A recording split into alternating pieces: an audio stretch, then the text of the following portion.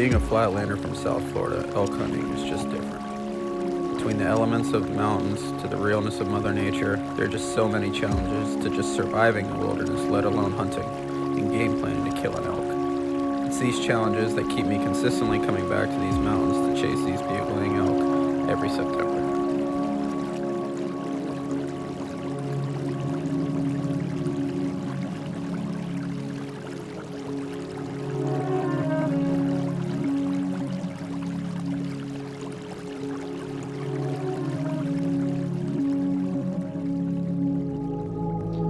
A few previous years I've elk hunted, I've been pretty successful killing a bull and some cows in this one area in southwest Montana. I've come to learn pretty well. I started some online scouting and I started calling some of my buddies out west to see if I could turn up anything better. One of my first calls was to my good buddy Tyler Ferris at Montana Hunt Company to see if he could point me in the right direction. So me and Tyler got to talking and he started telling me about a piece of private ground he had down in Idaho. At first I was pretty skeptical of the hunt. It was going to be in the river bottoms and it just wasn't your typical elk hunt that I was accustomed to. So my next call was to my good buddy Jeffrey. He's been one of my closest friends for a long time. He has a great hunting mind. He always gives it his best effort, and he's just one of those people you just really enjoy spending time with in the woods, and he makes me a better hunter when I hunt with him.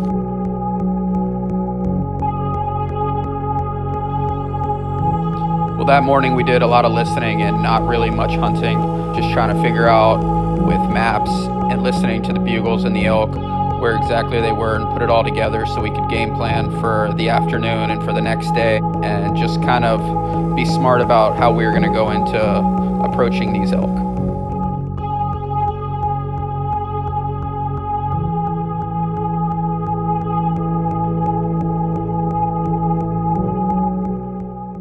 It's our first afternoon here. Just got down to this bottom. We heard some bulls this morning. And we're going to come up here. Go look at this flat. It's still early. Bulls probably won't get fired up till around 7 or so, but I think it's about 5 o'clock now.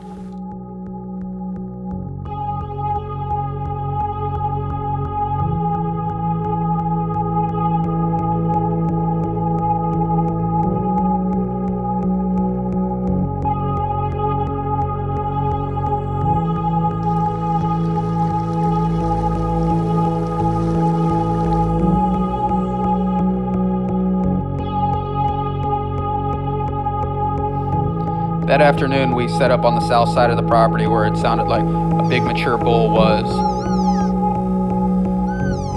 We weren't really able to get in on them that night, so we kind of just backed off and watched them.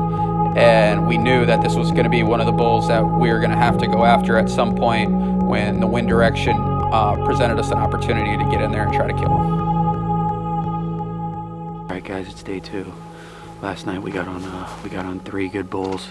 One of them was definitely a good solid shooter, over a 300 bull, and came close but just ran out of daylight, and the mornings have been better than the afternoons, so looking forward to what we're going to get into this morning.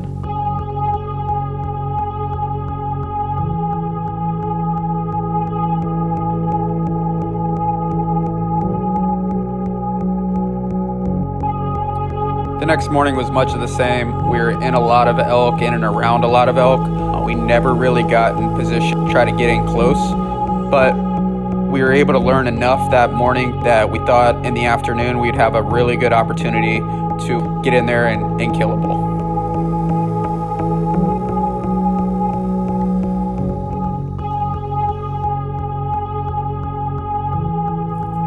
So it started to get later in the afternoon and we started to see some elk. We started calling a little bit. Elk started to work closer and closer, and then all of a sudden off in the distance we started to hear some other calling. We looked out over the sage flat and there was 3 bulls.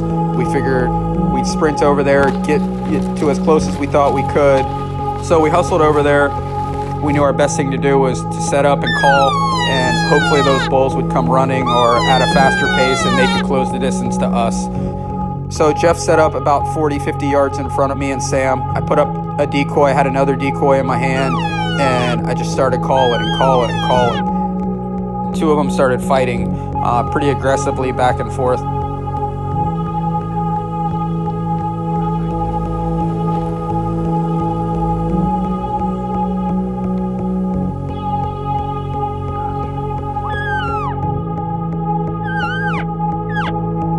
next thing you know, the bigger bull broke off and started to work his way towards us.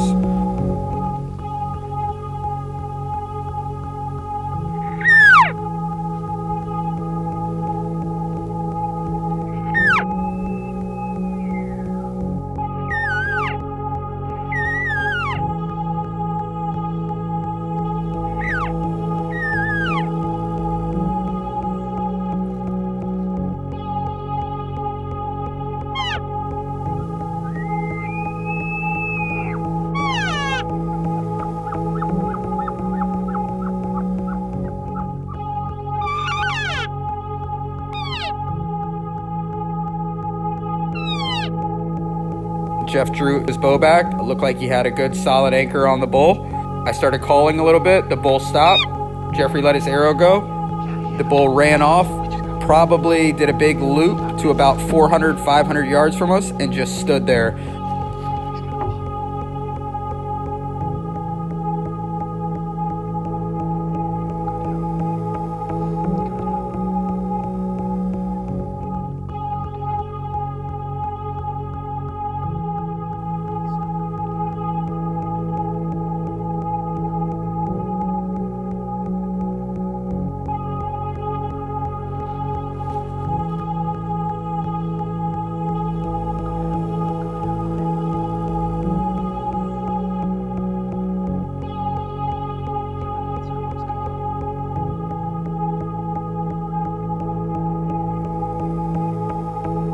Light was fading, and we watched him stand there all the way until dark. Oh, he almost fell right there. Did you see that?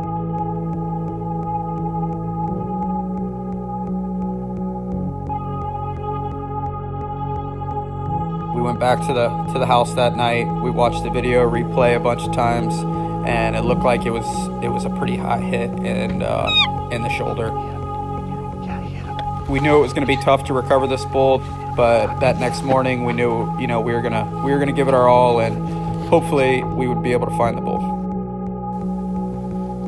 Well, the next morning we got up and went to go look for Jeff's bull, and we searched all morning.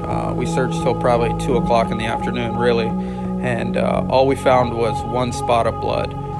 With what the signs showed and what the video showed, we pretty much had come to the conclusion that this bull was going to live and that he was going to be just fine. And we're just going to have to move on from it. We should go down there and get in on that bigger bull we saw the first night. Somewhere down that way at least. Get down in that bottom. Start the night off and see what we hear from there. Maybe try to make a play on that herd down there. Right as we were getting to the sage flat, we crossed this little creek bottom and we heard a bugle, and we were going to be in perfect position this afternoon to make a good solid play on him. And we got to the tip of the finger, we set up our decoys. I crawled out in front a little bit and we were watching him, trying to see what he was doing, and he was with probably at the time we thought 20 or 30 cows. We knew this was going to be tough to call him away from the cows, but we thought we had a chance. So I crawled out into the sage and I got, 30 yards in front of the guys.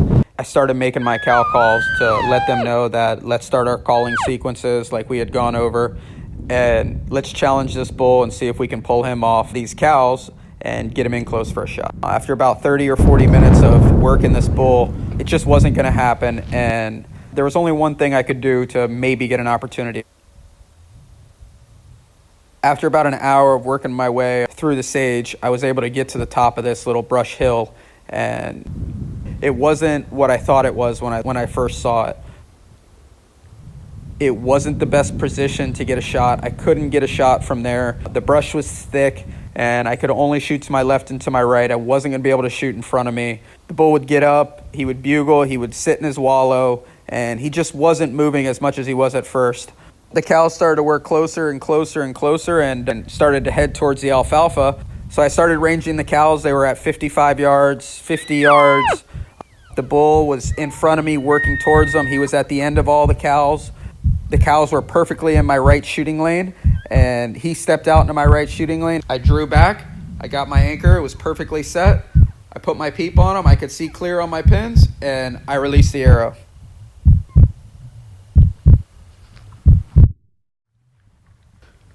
When I released the arrow, it felt like such a good shot. I heard it hit the bull. The bull jumped up, landed, and walked 20 yards and bedded down.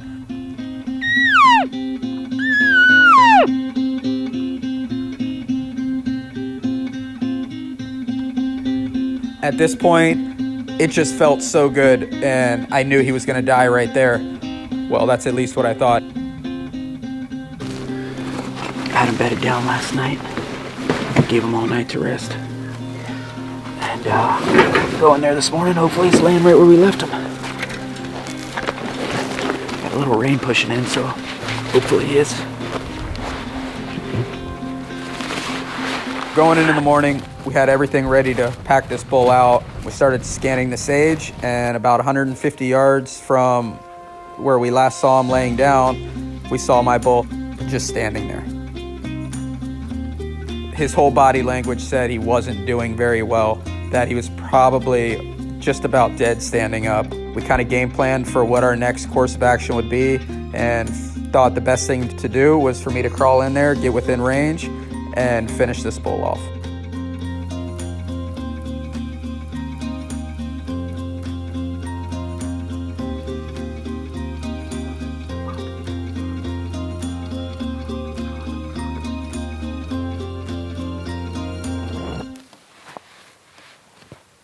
Right, nowhere hit him. Like, I don't think that was it way in the back. You think it was?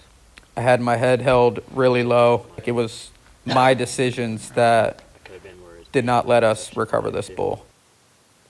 You know what I'm saying?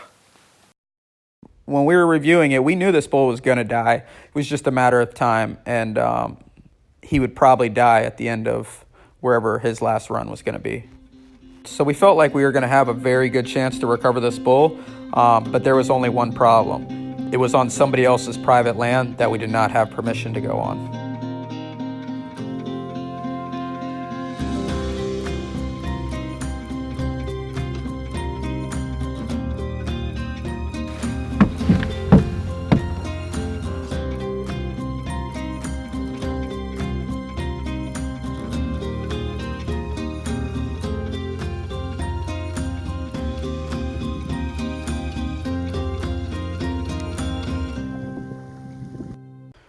When the officer told me that I could put my hands on this bull, it was just such a relief. It was very disappointing that this is how we recovered the bull, and that, you know, his meat had sat here for 4 days and we weren't able to recover the elk whole. But I give it to Idaho Fish and Game for going through the steps they did to help me as a non-resident hunter fulfill a dream of being able to recover my biggest elk.